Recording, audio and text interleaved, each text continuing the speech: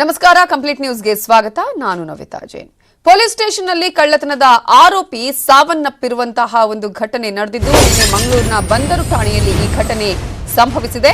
ಸಾವನ್ನಪ್ಪಿದ ಆರೋಪಿ ರಾಜೇಶ್ ಕುಮಾರ್ ಅಂತ ಗುರುತಿಸಲಾಗಿದ್ದು ಪೊಲೀಸ್ ಸ್ಟೇಷನ್ನಲ್ಲಿ ಈತ ಕಳ್ಳತನ ಪ್ರಕರಣಕ್ಕೆ ಸಂಬಂಧಪಟ್ಟ ಹಾಗೆ ಈತ ಜೈಲು ಪಾಲಾಗಿದ್ದ. ಆದರೆ ಇದೀಗ ಮಂಗಳೂರಿನ ಬಂದರು ಠಾಣೆಯಲ್ಲಿ ಈ ಒಂದು ಪ್ರಕರಣಕ್ಕೆ ಸಂಬಂಧಪಟ್ಟ ಹಾಗೆ ಆತ ಸಾವನ್ನಪ್ಪಿದ್ದು ನಿನ್ನೆ ಮಧ್ಯಾಹ್ನ ಅನಾರೋಗ್ಯದಿಂದ ಆರೋಪಿ ಬಳಲ್ತಾ ಇದ್ದ ಅಂತ ಹೇಳಲಾಗಿದ್ದು ಆಸ್ಪತ್ರೆಗೆ ಸಾಗಿಸುವಾಗ ರಾಜೇಶ್ ಕುಮಾರ್ ಮೃತಪಟ್ಟಿದ್ದಾನೆ ಅಂತ ಹೇಳಲಾಗ್ತಿದೆ.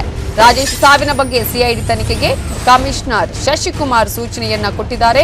ಇವತ್ತು ಮಂಗಳೂರಿಗೆ ಬಂದಿದ್ದಾರೆ ಸಿಐಡಿ ಡಿವೈಎಸ್ಪಿ ಬಿಪಿ ಪ್ರಸಾದ್. 5 ಮಂದಿ ಸಿಐಡಿ ಅಧಿಕಾರಿಗಳ ತಂಡದಿಂದ ತನಿಖೆ ನಡೀತಾ ಇದ್ದು ರಾಜೇಶ್ ಸಾವಿನ ಬಗ್ಗೆ ಪೊಲೀಸರು ವಿಚಾರಣೆಯನ್ನ ಮಾಡ್ತಾ ಇದ್ದಾರೆ. ಸ್ಮಾರ್ಟ್ ಸಿಟಿ ಕೆಲಸಕ್ಕಾಗಿ ತಂದಿದ್ದ ಕಬ್ಬಿಣವನ್ನ ಕದ್ದೊಯ್ತಾ ಇದ್ದಂತಹ ಆರೋಪಿಗಳಲ್ಲಿ ಈತ ಒಬ್ಬನಾಗಿದ್ದ. ಆಗ ಗಸ್ತಿನಲ್ಲಿದ್ದ ಪೊಲೀಸರು ರಾಜೇಶ್ ಸತೀಶ್ ಅನ್ನುವರನ್ನ ಬಂಧಿಸಿದ್ರು. ಎದೆನೋವು ಮೈ ಬೆವೆತಾಗ ಅನಾರೋಗ್ಯ ಅಂತ ಹೇಳಿದ್ದ ರಾಜೇಶ್ ಇನ್ನು ಪೊಲೀಸರ ಕೈ ಸೇರಿಲ್ಲ. Post mortem report.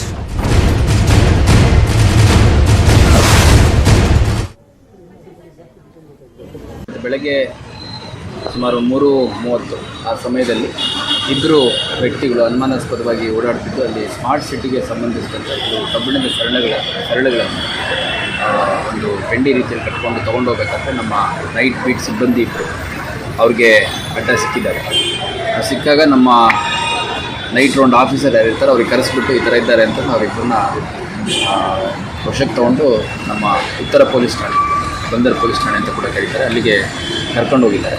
ಕರ್ಕೊಂಡು ಹೋದಾದ್ಮೇಲೆ ಅವ್ರದ್ದು ಡೀಟೇಲ್ಸ್ ಎಲ್ಲ ವೆರಿಫೈ ಮಾಡಿಕೊಂಡು ಸ್ವಲ್ಪ ಅವರಿಗೆ ಎಲ್ಲ ಕುಡಿತದ ಅಭ್ಯಾಸ ಇತ್ತು, ಅದಕ್ಕಾಗಿ ಇದನ್ನು ತೊಗೊಂಡೋಗಿ ಮಾರಾಟ ಮಾಡಲಿಕ್ಕೆ ತಂದಿದ್ದೀವಿ ಅಂತ ಹೇಳಿರ್ತಾರೆ. ಒಂದು 3:20 ಸಮಯದಲ್ಲಿ ಅವನು ಮಧ್ಯಾಹ್ನ ಊಟ ಮಾಡಿದ್ಮೇಲೆ ಇಬ್ಬರಲ್ಲಿ ಒಬ್ಬ ಹುಡುಗ ರಾಜೇಶ್ ಅಂತ ಸುಮಾರು 30 ವರ್ಷ ವಯಸ್ಸು, ಮದುವೆ ಆಗಿಲ್ಲ ಅವನಿಗೆ. ಸೊ ಅವನು ಏಕಾಏಕಿ ಸ್ವಲ್ಪ ಎದೆನೋವು ಬರ್ತಾ ಇದೆ ಮತ್ತು ಮೈಯೆಲ್ಲ ಬೆವರ್ತಾ ಇದೆ ಅಂತಂದು. ಇದರ ಬಗ್ಗೆ ಇನ್ನಷ್ಟು ಡೀಟೇಲ್ಸ್ ಕೊಡೋದಕ್ಕೆ ನಮ್ಮ ರಿಪೋರ್ಟರ್ ಕಿಶನ್ ಶೆಟ್ಟಿ ಈಗ ಫೋನ್ ಸಂಪರ್ಕದಲ್ಲಿದ್ದಾರೆ. ಕಿಶನ್, ಯಾವಾಗ ನಡೆದಿರೋದು, ಈಗ ವಿಚಾರಣೆ ಆರಂಭ ಆಗಿದೆಯಾ, ಸಿಐಡಿ ತನಿಖೆ ನಡೀತಾ ಇದೆಯಾ, ಹೇಗೆ?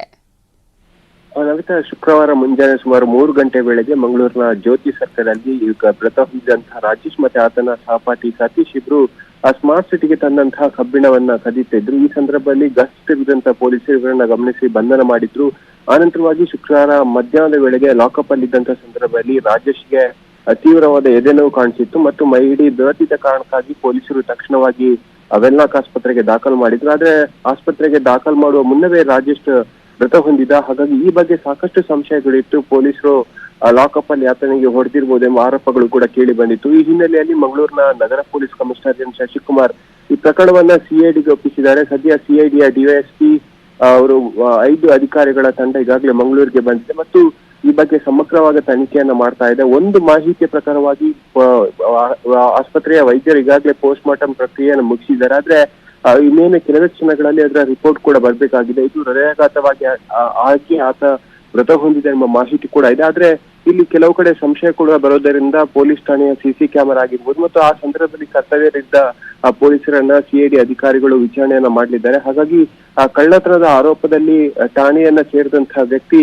ಹೊರಬಂದಂತ ಸಂದರ್ಭದಲ್ಲಿ ಮೃತನಾಗಿದ್ದಾನೆ. ಹಾಗಾಗಿ ಪೊಲೀಸರ ಮೇಲೆ ಕೆಲವು ಸಂಶಯಗಳು ಇದ್ರೂ ಕೂಡ ಮಂಗಳೂರಿನ ನಗರ ಪೊಲೀಸ್ ಕಮಿಷನರ್ ಈಗಾಗಲೇ ಸ್ಪಷ್ಟಪಡಿಸಿದ್ದಾರೆ, ಯಾವುದೇ ರೀತಿಯಾಗಿ ಆತನ ಮೇಲೆ ದೈಹಿಕವಾಗಿ ಹಲ್ಲೆ ಆಗಿಲ್ಲ ಮತ್ತು ಎಲ್ಲ ಆಧಾರಗಳು ಕೂಡ ನಮ್ಮಲ್ಲಿವೆ, ಪೊಲೀಸ್ ಠಾಣೆಯ ಸಿಸಿ ಕ್ಯಾಮೆರಾ ಕೂಡ ನಮ್ಮಲ್ಲಿವೆ. ಹಾಗಾಗಿ ಪೊಲೀಸರು ಇದರಲ್ಲಿ ಯಾವುದೇ ರೀತಿಯಾಗಿ ಕರ್ತವ್ಯ ಲೋಪವನ್ನು ಮೆರೆದಿಲ್ಲ. ಇನ್ನು ಸಂಶಯ ಬಂದಂತಹ ದೃಷ್ಟಿಯಲ್ಲಿ ನಾವು ಸಿಐಡಿಗೆ ಕೊಟ್ಟಿರುವ ಮಾತುಗಳನ್ನು ಕೂಡ ಈಗಾಗಲೇ ಕಮಿಷನರ್ ಅವರು ಹೇಳಿರುವಂತದ್ದು. Navitha, thank you Kishan ಡೀಟೇಲ್ಸ್ಗೆ.